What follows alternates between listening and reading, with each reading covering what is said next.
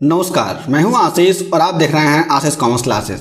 मेरे प्रिय साथियों, हम लोग अपने वीडियोस में बात कर रहे थे मैनेजमेंट अकाउंटिंग की और मैनेजमेंट अकाउंटिंग में आज हम लोग समझेंगे एक बहुत इंपॉर्टेंट टॉपिक जिसका नाम है रोकड़ बजट यानी कैश बजट। हम लोग समझेंगे कि रोकड़ बजट का अर्थ क्या होता है और इसकी परिभाषा को हम लोग इस वीडियो में समझेंगे और जानेंगे। एग्जाम में अधिकतर यह प्रश्न पूछा जाता है, इसलिए इस वीडियो को आप लोग ध्यान से देखें और समझें। रोकड़ बजट का अर्थ यानी मीनिंग ऑफ कैश बजट, किसी भी व्यवसाय में तमाम तरह की व्यवसायिक क्रियाएं होती हैं जिसमें कच्चे माल का क्रय, उत्पादन, उत्पादित माल का विक्रय, विपणन यानी मार्केटिंग, योजना बनाना, योजना का क्रियान्वयन करना, मजदूरी देना इत्यादि इत्यादि। यानी अगर कोई भी व्यवसाय है चल रहा है तो उसमें तमाम तरह की क्रियाएं हो सकती हैं, तमाम तरह के कार्य हो सकते हैं। और ये सारे के सारे कार्य क्या होते हैं, जैसे मान लीजिए कोई भी कंपनी है, उसको प्रोडक्शन करना है तो उसे रॉ मटेरियल मंगाना पड़ेगा। उसके बाद से भाई साहब प्रोडक्शन होगा, प्रोडक्शन होने के बाद से जो भी फिनिश्ड गुड्स आएगा उसको बेचा जाएगा, उसका विक्रय होगा। इसके लिए मार्केटिंग करनी पड़ेगी और ये सारी की सारी क्रियाएँ कैसे होंगी, इसके लिए योजना बनाना पड़ेगा यानी प्लानिंग करनी पड़ेगी। और प्लानिंग के बाद से उस प्लानिंग का एग्जीक्यूशन करना पड़ेगा, क्रियान्वयन करना पड़ेगा। और जो भी लोग फैक्ट्री में काम कर रहे हैं उनको मजदूरी देनी पड़ेगी और जो भी ऑफिस में लोग काम कर रहे हैं उनको सैलरी देनी पड़ेगी। तो इन तमाम तरह की क्रियाओं को करना होता है किसी भी व्यवसाय में। इसके अलावा और भी क्रियाएं हो सकती हैं, इसलिए मैंने यहाँ पे इत्यादि लिख दिया हुआ है। इन सभी कार्यों को करने के लिए जिसकी ज़रूरत पड़ती है वह है धन यानी रोकड़।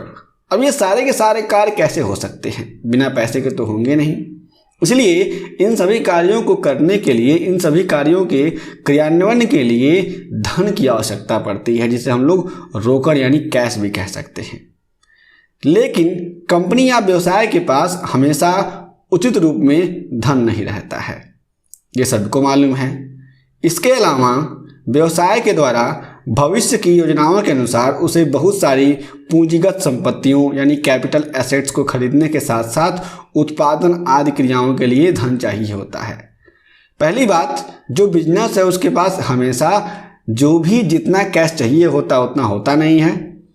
इसके साथ साथ ये भी होता है कि बिजनेस को आने वाले समय के लिए क्या करना होता है, कैपिटल एसेट्स खरीदना पड़ता है। जैसे मान लीजिए कोई भी मशीनरी हो गया, प्लांट लगवा दिया, ज़मीन ले लिया, तो इन सारी की सारी चीज़ों को हम लोग कह सकते हैं, इन सारी की सारी संपत्तियों को हम लोग कह सकते हैं यह क्या है, ये सारी की सारी संपत्तियाँ कैपिटल एसेट्स हैं। तो इनको खरीदने के लिए भी तो धन की आवश्यकता पड़ती है। जब व्यवसाय भविष्यकालीन क्रियाओं के लिए योजनाओं के सफल संचालन को ध्यान में रखती है तो उसे इस बात का भी ध्यान रखना पड़ता है कि उन सभी क्रियाओं के लिए कितना धन लगेगा। और कोई भी व्यवसाय अगर यह विचार कर रही है, उसके जो भी मैनेजर्स हैं, जो भी प्रबंधक हैं, वे विचार कर रहे हैं, जो भी डायरेक्टर्स हैं, तो उनके विचारों में यह भी बात आती है कि भाई साहब जो भी हम लोग कैपिटल एसेट खरीदेंगे उस कैपिटल एसेट को खरीदने के लिए कितना धन लगेगा, कब कब लगेगा।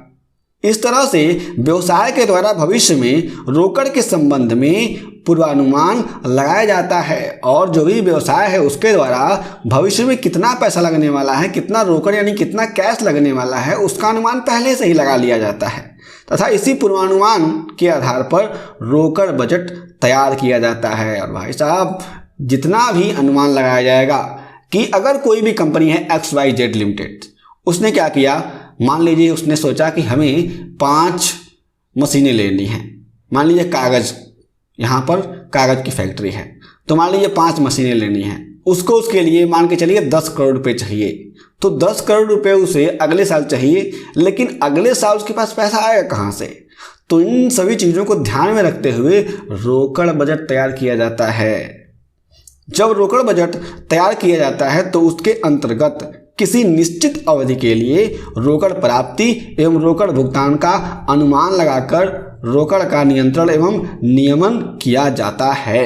ये भी बात समझने वाली है कि जब कभी भी रोकड़ बजट तैयार किया जाता है तो उसके अंतर्गत जितनी भी चीज़ें होती हैं, जैसे मान लीजिए कोई भी निश्चित अवधि है तो उसके तो उस अवधि के लिए कितनी रोकड़ की प्राप्ति हो सकती है और कितना भुगतान करना पड़ेगा, इन सारे की सारी बातों को ध्यान में रख करके उनका नियंत्रण और नियमन किया जाता है। भाई साहब कितना पैसा आएगा कंपनी के पास, बिजनेस के पास, और कितना पेमेंट करना है, इन दोनों का हम लोग रखते हैं नियंत्रण और नियमन करते हैं।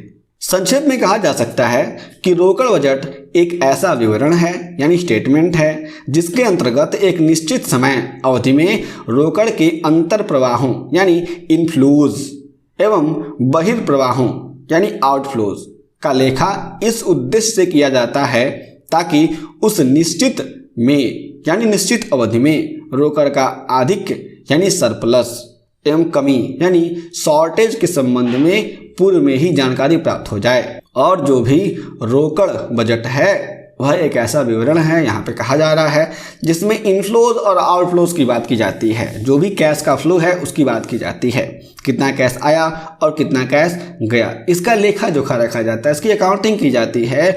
और इसके अंतर्गत ये देखा जाता है कि भाई साहब कितना सरप्लस कैश हमारे पास है या फिर कितना हमारे पास कैश का शॉर्टेज हो सकता है, और इसके बारे में क्या किया जाता है, यही जानकारी प्राप्त कर ली जाती है। दूसरे शब्दों में रोकड़ बजट किसी निश्चित भावी अवधि के लिए रोकड़ प्रवाहों का अनुमान होता है कि भाई साहब आने वाले समय में कितना इनफ्लो आउटफ्लो हो सकता है, उसका अनुमान हम लोगों ने पहले ही लगा लिया हुआ है। अब देखते हैं इसकी परिभाषा को। रोकड़ बजट की परिभाषा यानी डेफिनेशन ऑफ कैश बजट, जिसमें हमारे पास दो परिभाषाएं हैं। पहला है गुथमैन एवं डूगल के अनुसार, ये कहते हैं किसी व्यवसायिक संस्था के लिए एक निश्चित भावी समयावधि के लिए रोकड़ प्राप्तियों एवं रोकड़ भुगतानों का पूर्वानुमान रोकड़ बजट कहलाता है। किसी भी संस्था के लिए वह सोच रही है कि आगे उसे कितना खर्च करना है और कितना उसे प्राप्त होना है, इसका अनुमान वह पहले लगाती है। तो इसके अनुमान पर आधारित वह जो भी स्टेटमेंट बनाएगी, जो भी विवरण बनाएगी, उसे कहा जाता है कैश बजट यानी रोकड़ बजट। अगला डेफिनेशन है एस.सी. कुशल के अनुसार। वे कहते हैं कि रोकड़ बजट किसी अवधि के लिए रोकड़ के आधिक्य, रोकड़ मतलब कैश, आधिक्य मतलब सरप्लस, तो जो भी रोकड़ बजट है वह किसी अवधि के लिए रोकड़ के आधिक्य एवं कमी यानी शॉर्टेज के समय एवं मात्रा के निर्धारण के उद्देश्य से बनाई गई रोकड़ अंतर प्रवाहों एवं बहिर्प्रवाहों यानी इनफ्लोज और आउटफ्लोज को अंकित करने की तालिका है।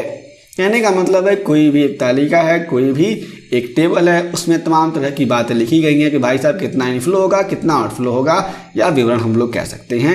यही डेफिनेशन दिया गया है यहाँ पर किसके द्वारा, एस.सी. कुशल के अनुसार। तो यहाँ पर हम लोगों ने इस वीडियो में समझा कि रोकड़ बजट किसे कहते हैं। यदि आपके पास और कोई प्रश्न है तो उन सारे के सारे प्रश्नों को हमें जरूर बताएं, आपके सभी प्रश्नों का उत्तर हम लोग जरूर देंगे। यदि आपने चैनल को सब्सक्राइब नहीं किया, सब्सक्राइब कर लें, वीडियो को शेयर कर दें, लाइक कर दें। हम फिर से मिलेंगे एक नए वीडियो के साथ, तब तक के लिए जय हिंद।